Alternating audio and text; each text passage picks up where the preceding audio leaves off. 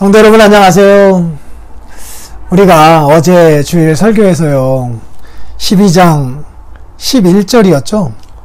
은사와 관련된 섬김에서 열심으로 주님을 섬기라 라는 말씀이 있었잖아요. 성령 하나님 안에서 열렬히 주님을 섬기라 라는 말씀, 이것을 우리가 은사를 가지고 다른 지체들을 섬길 때에 그 사람 섬긴다라고만 생각하지 말고 주님 섬긴다 생각하면서 그 일을 하라라고 하는 것으로 해석을 했어요. 은사와 관련되어서 문맥적으로 해석하면 충분히 그렇게 해석이 가능하다 생각이 듭니다. 이거는 참 우리가 묵상해 볼 필요가 있는 것 같아요.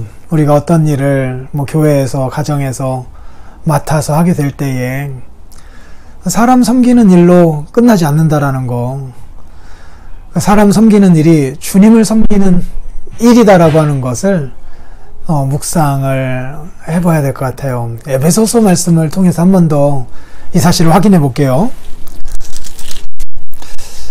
이제 그 교리를 쭉 설명하고 가정과 관련된 그 예를 들고 있잖아요. 제일 먼저 나온 사람이 아내들입니다. 남편에게 복종하기를.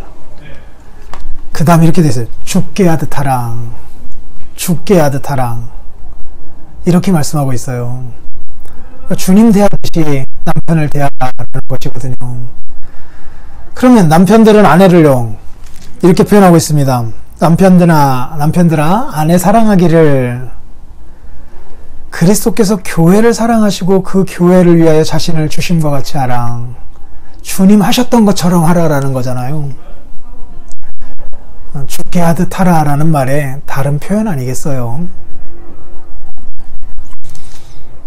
자녀들은 부모에게 순종하라. 그런데 주 안에서 라는 말을 통해서 죽게 하듯 이라는 말씀이 내포되어 있고요. 아비들은 자녀를 노엽게 하지 말라. 주의 교양과 훈계로 양육하라라고 하면서 여기서도 죽게 하듯 이라고 하는 내용이 내포된 것으로 보아야 되지 않겠습니까?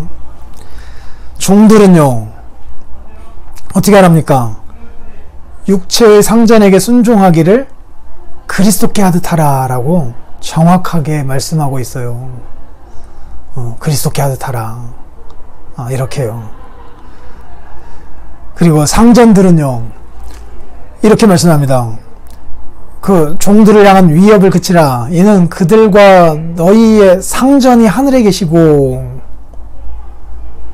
종들을 대할 때에도 그 위에 상전인 하나님이 계시다라는 사실을 알고 죽게 하듯 하라라는 말씀 아니겠어요? 모든 관계에서 그 주님을 결부시켜서 그 일을 하라라고 가르치고 있습니다. 이 말씀을 우리의 삶에 적용하면 좋을 것 같아요.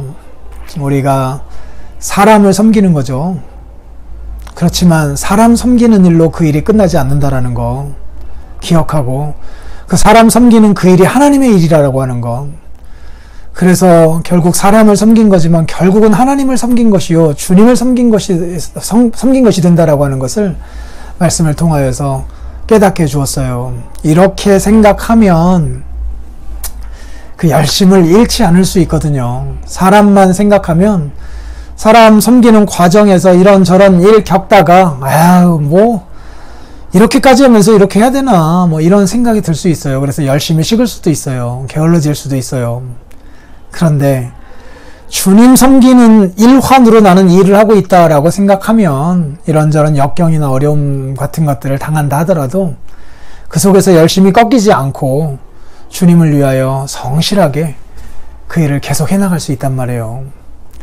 그러니 우리가 하는 이 일이 사람들을 섬기는 일이라 하지만 그러나 동시에 주님을 섬기는 일이다라고 하는 것을 기억하고 오늘 주께서 우리에게 맡겨주신 일들을 감당해 가면 좋겠어요. 우리 자신에게 한번 적용해 보면서 어느 영역이든지 간에 가족이든 교회이든 그 안에서 하나님께서 적용시켜 달라고 기도하면서 하루를 출발하시면 좋겠어요.